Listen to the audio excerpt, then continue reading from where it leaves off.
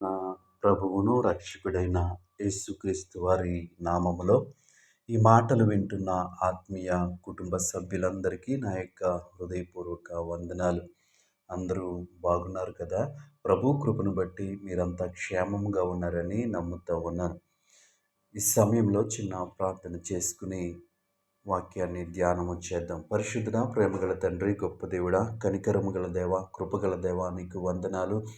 ఈ సమయంలో నీ వాక్యాన్ని ధ్యానించుచుండగా వాక్యం ద్వారా మా అందరితో మీరు మాట్లాడి ఈ వాక్యము మా జీవితాలలో ఫలింప చేయమని యేసు నామములో ప్రార్థిస్తున్నాము తండ్రి. ఆమేన్.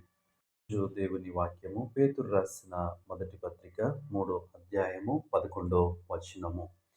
సమాధానమును వెదికి దానిని వెంటాడవలెను. ఈరోజు దేవుని వాక్యాన్ని మనము పరిశీలన చేసినప్పుడు మనము దేని వెనుక పరిగెట్టాలి, మనము దేనిని వెంటాడాలి, మనం ఏ విధంగా జీవించాలో ఈ వాక్యం ద్వారా దేవుడు మనకి తెలియచేస్తూ ఉన్నాడు. మనము సమాధానము దేనిని వెతకాలి? సమాధానాన్ని వెతకాలి. ఈ లోకంలో శరీరానుసారంగా జీవిస్తున్నటువంటి మనము అనేక సందర్భాలలో దేనిని వెతుకుతూ ఉన్నాము అంటే పగను వెతుకుతూ ఉన్నాం, ప్రతీకారాన్ని వెతుకుతూ ఉన్నాం.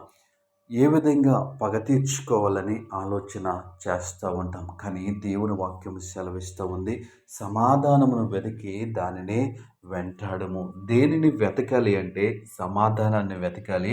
వెతకటమే కాదు, దాని వెనకాల పరిగెట్టాలి, దాన్ని వెంటాడము. అంటే సమాధానము దొరుకు వరకు మనము వెంటాడు వారిగా ఉండాలి. అంటే దాన్ని అనుసరించి జీవించమని దేవుని వాక్యము తెలియచేస్తూ ఉంది. అయితే ఈ లోకంలో ఉన్నటువంటి క్రీస్తుని ఎరగనటువంటి వారు దేని వెనకాల పరిగెడుతూ ఉన్నారు? పగ వెనకాల పరిగెడుతూ ఉన్నారు. కానీ కొన్ని సందర్భాల్లో వాక్యాన్ని ఎరిగినటువంటి మనము కూడా మన పగ తీర్చుకోవటానికి ప్రయత్నం చేస్తూ ఉంటాం, లేదా మన కోపాన్ని ఈ విధంగా ఆలోచన చేస్తూ ఉంటాం. కానీ దేవుని వాక్యం సెలవిస్తూ ఉంది, ఈ ఉదయకాల సమయంలో దేవుడు వాక్యం ద్వారా మనతో మాట్లాడుతూ ఉన్నాడు. సమాధానము, మనము సమాధానము కొరకు పరిగెట్టే వారిగా ఉండాలి. మనము సమాధానము కొరకు సమాధానమును వెంటాడేవారిగా ఉండాలి. ఎందుకో తెలుసా? దేవుడు సమాధానకర్త. దేవుని నామానికి మహిమ కలుగును గాక. క్రీస్తులో ఉన్నటువంటి, క్రైస్తవ్యంలో ఉన్నటువంటి, క్రీస్తును ఎరిగినటువంటి వారి జీవితాల్లో ఉన్నటువంటి గొప్ప ఆశీర్వాదము ఏంటి అంటే సమాధానము కలిగి ఉండటం. ఎన్ని శ్రమలు వచ్చినా, ఎన్ని ఆటంకాలు వచ్చినా, ఎన్ని ఇబ్బందులు వచ్చినా మనము దేని కొరకు ఎదురు చూడాలి అంటే సమాధానము కొరకు ఎదురు చూడాలి. సమాధానమును వెంటాడాలి, సమాధానమును వెతకాలి. మనం ఉన్నటువంటి పరిస్థితిలో ఈ వాక్యం వింటున్న ప్రియ దేవుని బిడ్డలారా, మనం దేనిని వెతకటానికి ప్రయత్నం చేయాలి అంటే సమాధానము వెతకటానికి ప్రయత్నం చేయాలి. ఎందుకంటే మనం ఎప్పుడైతే సమాధానాన్ని వెతుకుతూ ఉన్నామో మనము సమాధానాన్ని కలిగి జీవిస్తూ ఉంటాం, నెమ్మది కలిగి జీవిస్తూ ఉంటాం. ఎప్పుడైతే ప్రతీకారం తీర్చుకోవటానికి పరిగెడుతూ ఉంటామో, ప్రతీకారం తీర్చుకోవటానికి వెంటాడుతూ ఉంటామో, మన జీవితంలో, మన హృదయంలో ఏమాత్రము కూడా సంతోషం ఉండదు, ఏమాత్రము కూడా మంచి ఆలోచనలు మనకి రావు.